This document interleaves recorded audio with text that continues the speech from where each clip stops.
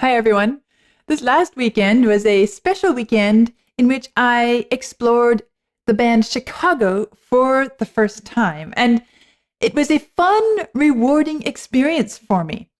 Funnily, though, when I shared the video of that first listen with my audience, quite a few of you were, shall I say, disappointed.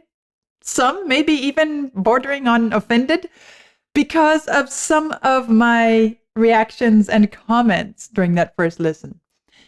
It's been a while, actually, since I shared a video that triggered such strong reactions from you. I was trying to remember, when is the last time that I got this sort of response? I don't know exactly, maybe even as far back as my first video about Nightwish, or perhaps my early tendency to pause the music right in the middle of a guitar solo, which hopefully I avoid that most of the time now. But here we are. And as I've been reading your comments and thinking about the things you've been saying, I thought it would be a good idea to share some of my thoughts with you so that we can continue this discussion together. All right, so a bit of background. I'm in the middle of working my way through all of Led Zeppelin's music. I've heard their first 2 albums to date, and one of their greats that I've discovered and come to really enjoy is Babe, I'm Gonna Leave You.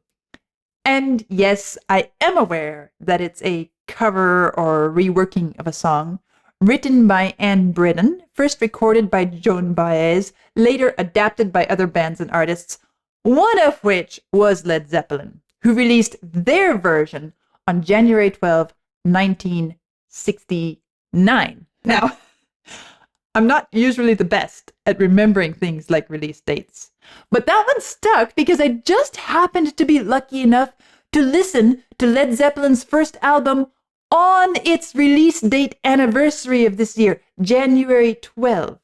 So that one has stuck in my memory. And then, not very long ago, I listened to Chicago for the first time. Meaning, not just my first time hearing the song, 25 or 64, but also it was my first time hearing the band. And as the song got underway, that bass line leaped out at me and was screaming for attention. So I gave it attention.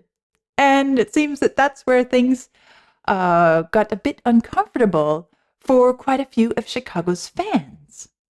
Because I said that it sounds exactly like the riff in Led Zeppelin's Babe, I'm Gonna Leave You. And furthermore, I made a guess based on the release dates, because since Chicago's song came out in June of 1970, and Led Zeppelin's came out in January of 69, I guessed that Chicago liked Led Zeppelin's song so much, really loved the riff probably, that maybe they wanted to write a song using the same riff. I mean, why not? What a great idea. Take something that you really feel like is exciting and has a lot of potential and see what you can do with it. But yes, I understand. That's pushing the connection a whole lot further than saying something like, it reminds me of, or this part is similar to. And if you're following my musical journey, you know that I often say things like that. I mean, okay, the very next Chicago song I listened to, just a day later, was Hard to Say I'm Sorry, which I compared to Scorpion's Holiday. Or another one that I listened to just this week was Beatles' Lady Madonna. And in that, when I did my deep listen to it, I referred to Richard Strauss's opening to Also sprach Zarathustra. And, well, I won't go into that, but these connections come. But it gets a little trickier when we find something practically identical to another piece of music.